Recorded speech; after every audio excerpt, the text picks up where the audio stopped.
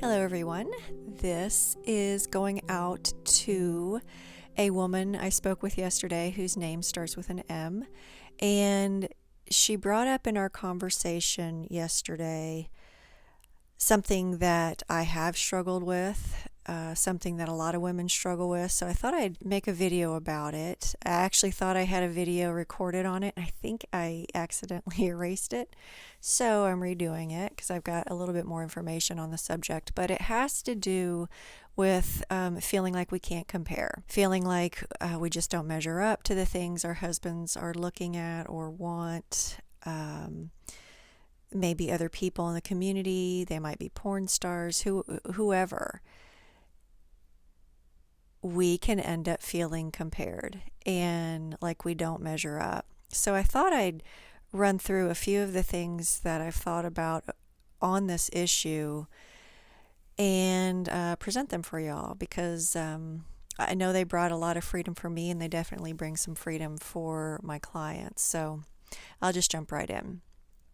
If your husband has struggled with porn stars versus people like in your community or real people that you're around, then understand that a lot of it has to do with their whole crew. It's a whole crew that makes them beautiful.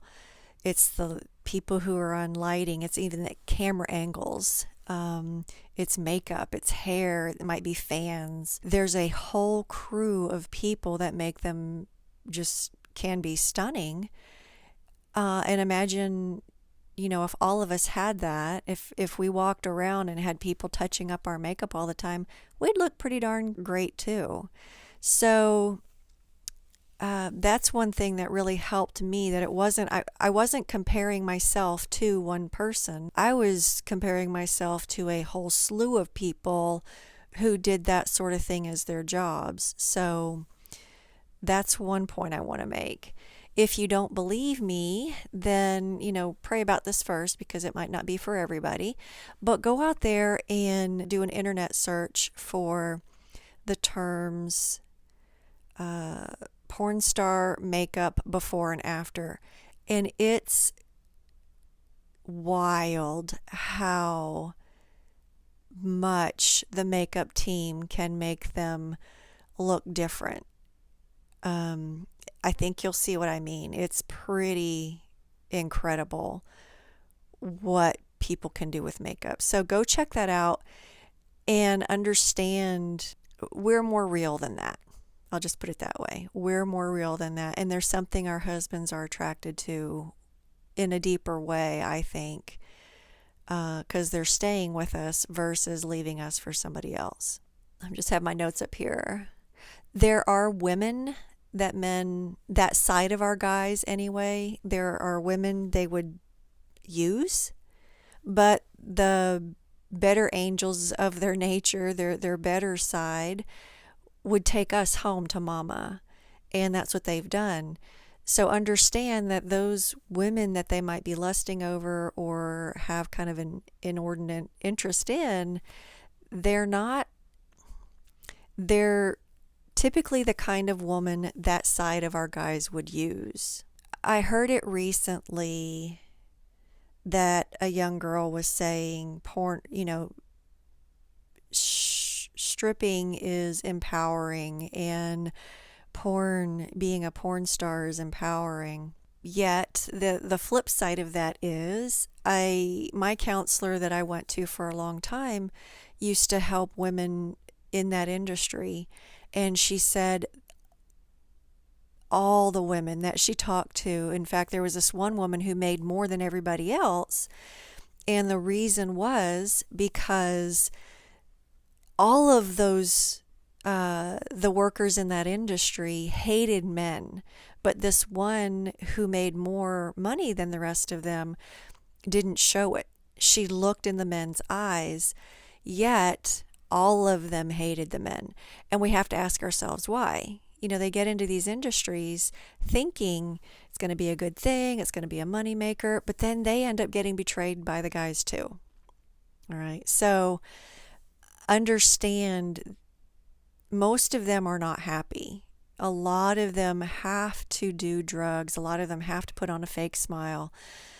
And while I don't like that other women are being betrayed in other ways out there by our guys or whoever uses porn, it's not like because our guys idolize them that makes them any happier. It doesn't. So that's something to think about as well. If that side of my husband idolized me the same way, I would feel used too. I would feel betrayed by him too. So just understand we want our men's hearts, not what just the parts that are driving that side of them. One thing to keep in mind is when it comes to porn stars, I heard one woman who used to be in that industry and she's since come out of it. She said, wives, you have to understand you have what we want. We got into this industry hoping for what you have: a husband, a family, a house, stability. They were hoping for that, and they rarely ever find it in that industry. So just understand that it's not just us that are jealous or envious of them. They're actually envious of us too, because we have what they were always shooting for. If your husband struggles with real people, that can be a different thing. She might be next door, she might be at church, she might be at a store he frequents, but that can add a level of pain that the wives of men who are just focused on porn stars may not experience. But one thing that our counselor gave us, I think it was one of the first visits with our marriage counselor, one of the things he said was, Jay, when you see a woman you like, go ask her if she'll have sex with you. And Jay's like, what? He's like, yeah, if that's what you're after, go ask her if she'll have sex with you. What do you think she's going to say? I think she's going to say no. And I thought about that over the years, and I also thought, but if she said yes, I mean, wouldn't that kind of demote her in your view? Like, wouldn't that be kind of like ick if she's just, oh, okay, let's go do that? Wouldn't that be kind of like, ugh, maybe she's not so attractive after all. So that might be something to bring up to your husband, but also understand that when, say, the woman that he's interested in finds out, at first she might be flattered, but if she understood the reality, like as it goes on, she's going to start feeling uncomfortable. I've seen it with a couple guys who could not lay down their obsession with other women in their community. And once the women found out, they were kind of disgusted. And they started like really kind of avoiding the guys. So understand that side of him would make him look really bad in her eyes. When it comes to those women, though, just understand, whether it's porn stars or real life women, understand for that side of him, they are the first on his list to use. They are first on his list of people to use. He would use you, that side of him would.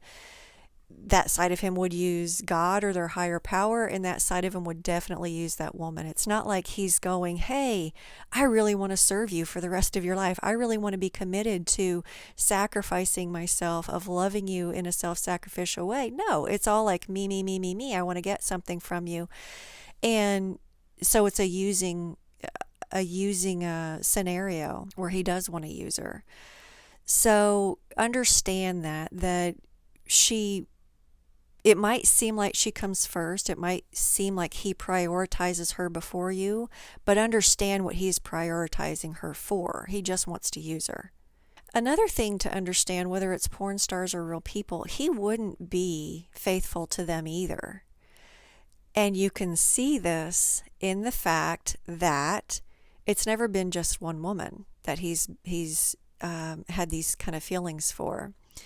It was super eye-opening for me when I sat my husband down and I said, was it ever just one woman?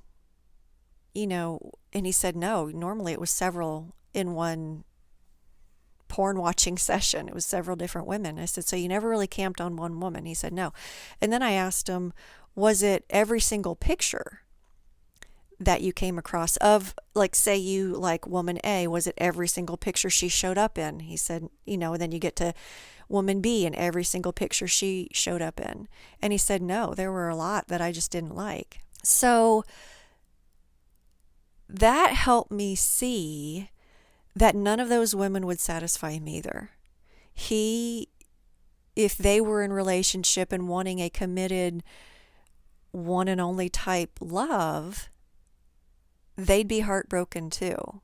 And understand that to satisfy that side of their husbands, because this is one of those realizations that I was like, oh, okay, if it was never every single picture of each woman, it was never one single woman, I would have to be a shapeshifter. I would have to be able to grow long hair or shorten to red hair or be able to immediately become tall and thin or short and chunky, whatever he wanted that night. Then I started realizing it's not me. My husband's just demanding. That side of him is just really demanding and never satisfied. So then I go, okay, so what would it be if I could be a shapeshifter? If I could satisfy that visual side of him, okay, what do you want to see tonight? You want me short and red hair? You want me tall and blonde hair? What do you want to see tonight? Then it starts going from, yay, I'm meeting his need, to this feels like crap. This feels like I can't be myself around him.